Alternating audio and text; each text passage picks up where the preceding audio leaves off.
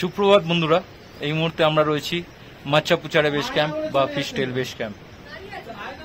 এখন সকাল 9টা।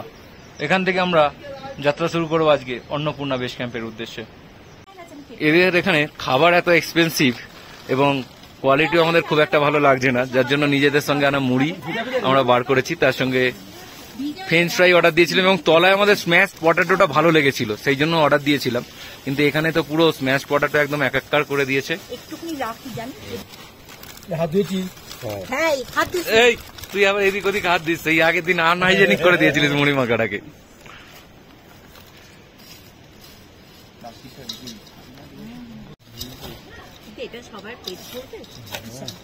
লঙ্কা দেখো তো কোথায় গেল? না না, ওই দিয়েছিলেন, পেঁয়াজ হলে ভালো হয়েছে। আমরা এমবিসি থেকে যাত্রা শুরু করলাম। এনাদের লোকাল হিসাব অনুযায়ী 2 ঘন্টায় এমবিসি থেকে এবিসি পৌঁছানো যায়। তো আমরা দেখি আমাদের কতক্ষণ লাগে। আজকে ওয়েদার খুব পরিষ্কার পরিচ্ছন্ন। প্রত্যেকদিনই সকালের দিকটা ওয়েদার ভালোই থাকছে, দুপুরের পর একটু মেঘলা হচ্ছে, বৃষ্টিও আসছে।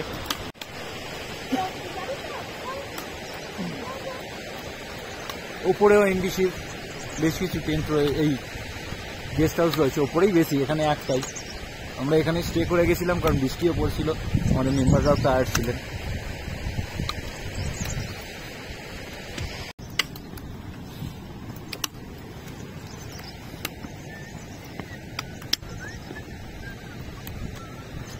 এখানেও বেশ কিছু গেস্ট হাউস আছে, এটাও এমবিসি বেস ক্যাম্প বা ফিশটেল বেস ক্যাম্পই বলা হয়।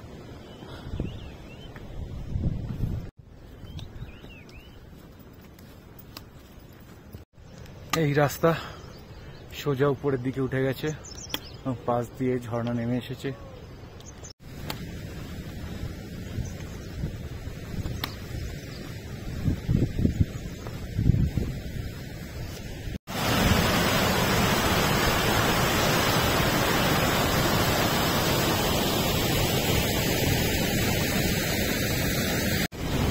মাচ্চাপুচারে থেকে, মানে মাচ্চাপুচারে বেস ক্যাম্প থেকে এবিসি চড়াই রয়েছে, কিন্তু যেহেতু আপনার এখানে সিঁড়ি নেই, এমনি নর্মাল, তাই এখানে কষ্টটা সেরকম হচ্ছে। হ্যাঁ, একটু যাদের অল্টিটিউড প্রবলেম হয় তাদের ক্ষেত্রে একটু কষ্টকর, যেমন আমাদের ক্ষেত্রেও দু একজন মেম্বারের অল্টিটিউড প্রবলেমের জন্য সমস্যা হচ্ছে।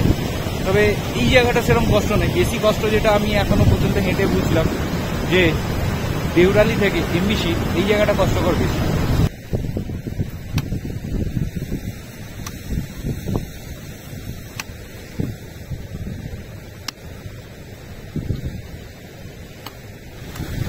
প্রথম দিকে সামান্য চড়াই থাকলেও বাকি রাস্তাটা কিন্তু দারুণ স্মুথ লাগছে, একদম ফ্ল্যাটের ওপর দিয়ে হালকা চড়াই, যেটা কিছু মনেই হবে না আপনার আসতে। আর ভিউটা অসাধারণ।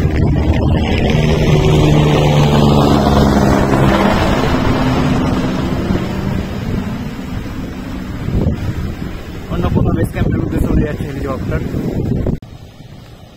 মে জুন মাসে গিয়ে আমরা গ্রিনারিটা কিন্তু ভালো মতো পেয়েছিলাম, যেটা আবার অন্য সিজনে পাওয়া যায় না। আশপাশটা আবার আস্তে আস্তে মেঘে ঢেকে যাচ্ছে।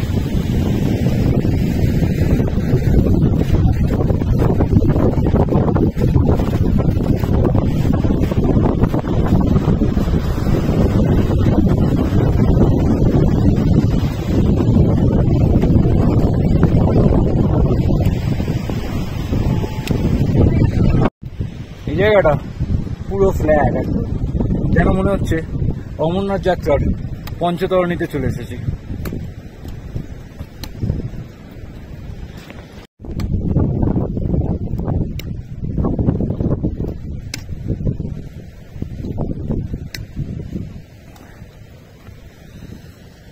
মারাত্মক পরিমাণে হাওয়া চলছে, দাঁড়ানো যাচ্ছে না, এত পরিমাণ হাওয়া চলছে, হাত পা সব ঠান্ডা হয়ে যাচ্ছে। ভিডিওতে হয়তো আপনারা হাওয়ার আওয়াজটা বুঝতেও পারবেন। এমন ফিলিংস হচ্ছে যেন পৃথিবীর ছাদে আমরা দাঁড়িয়ে আছি।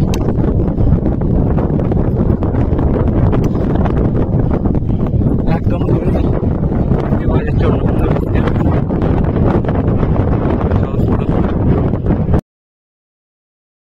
এমবিসি থেকে এবিসি যাওয়ার পথে মাঝখানে এই তালটি পড়বে। যেহেতু জুন মাস ছিল তাই তালের জলও ছিল, অনেক সময় এটা ফ্রোজেন থাকে। আবার মেঘের ফাঁক দিয়েই রোদও বেরিয়েছে। ট্রেলটা কিন্তু হাঁটতে দারুণ লাগছে, হাওয়া মারাত্মক দিচ্ছে, কিন্তু এক অসাধারণ ভিউ পাওয়া যাচ্ছে এই ট্রেলটা। যদিও মেঘের কারণে আসল ভিউটাই মিস করছি, ওই ভিউটা পেলে তো কোনো কথাই ছিল না। এমবিসি থেকে এবিসির রাস্তা কিন্তু দারুণ সুন্দর।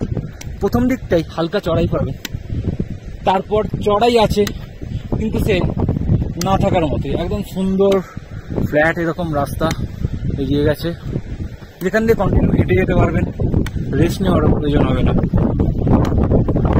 আরামদায়ক জার্নি হবে এই এবিসি।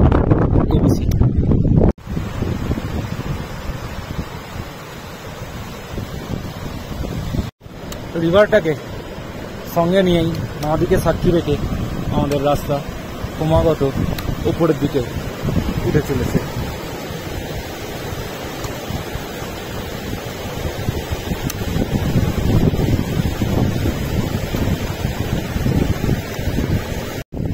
আবার রোদ উঠে গেছে মেঘ সরে, একবার মেঘ হচ্ছে তো একবার রোদ।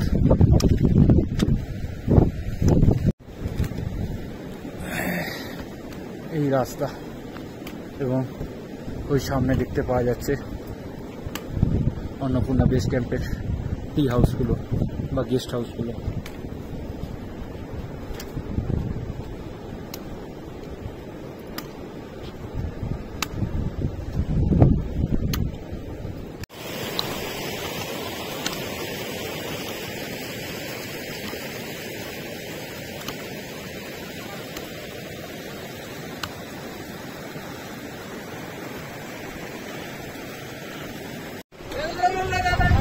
বহু দিনের প্রতীক্ষার অবসান, ধীরে ধীরে দিন গোনা শেষ, অনেক দিনের জমানো স্বপ্ন শেষ পর্যন্ত আজকে পূরণ হলো।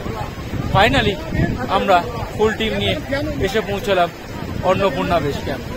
উচ্চতা 4130 মিটার। যদিও চারিদিক এখন মেঘাচ্ছন্ন, অন্নপূর্ণা, মাচ্চাপুচাড়ে, গঙ্গাপূর্ণা কিছুই দেখতে পাওয়া যাচ্ছে না, তবে আশা করি কাল সকালবেলা ওয়েদার ফাঁকা পাবো এবং কাল সকালবেলা ভালো ছবি এবং ভিডিও তুলতে পারবো, সেটা আপনাদের সামনে তুলেও ধরবো।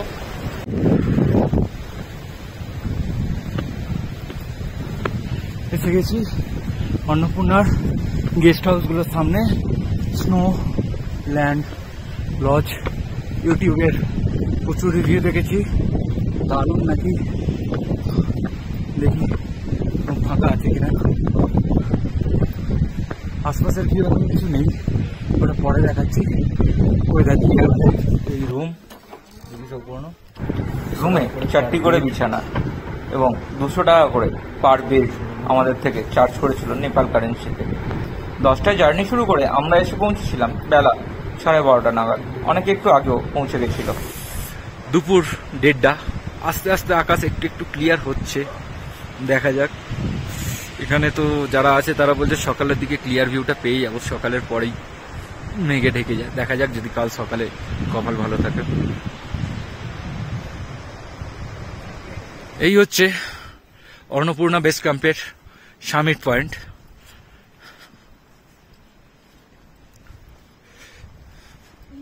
অনেকেই ওই নমস্তে লেখা জায়গাটা এসে ছবি তুলে নেয়, কিন্তু ওটা মেন সামিট পয়েন্ট নয়।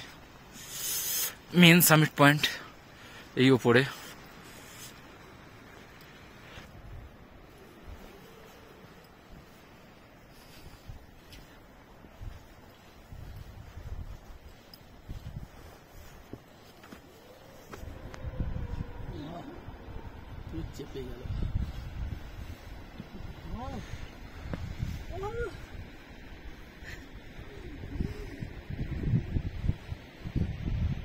তলায় দেখতে পাওয়া যাচ্ছে অন্নপূর্ণা গ্লেশিয়ার, গ্লেশিয়ার পুলও দেখতে পাওয়া যাচ্ছে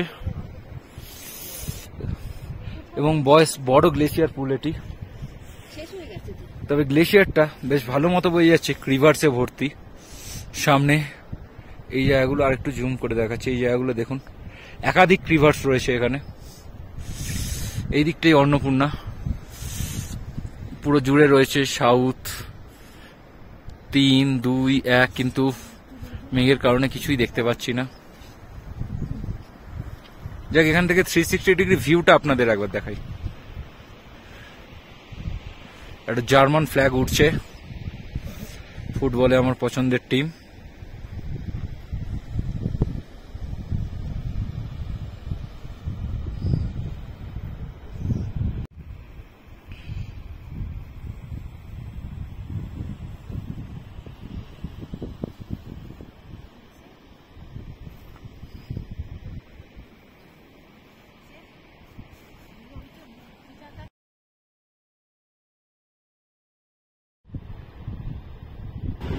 উপর থেকে অন্নপূর্ণা বেস ক্যাম্পের টি হাউসগুলো দেখতে কিন্তু বেশ ভালোই লাগছে।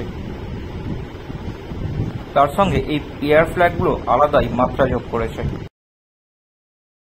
বিকেলবেলা ভাগ্যদেবতা আমাদের উপর একটু প্রসন্ন হলো।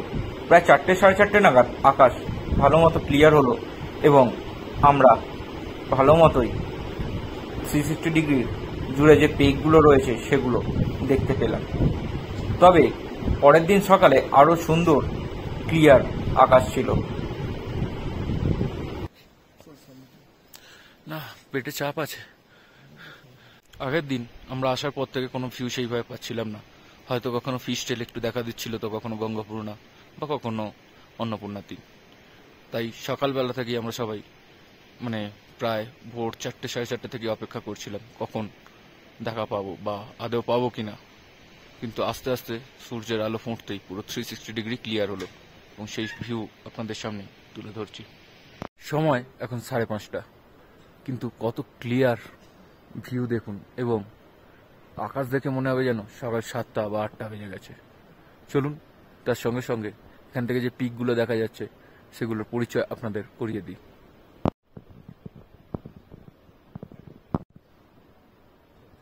যারা এখনো অন্নপূর্ণা বেস ক্যাম্প ট্রেকে যাবেন ভাবছেন কিন্তু যাওয়া হয়নি, তাদের বলবো অবশ্যই একবার ঘুরে আসুন, মন ভালো হয়ে যাবে। আর গেলে অবশ্যই অক্টোবর থেকে জানুয়ারি এই টাইমটা যাবেন, আরো ভালো ভিউ পাবেন।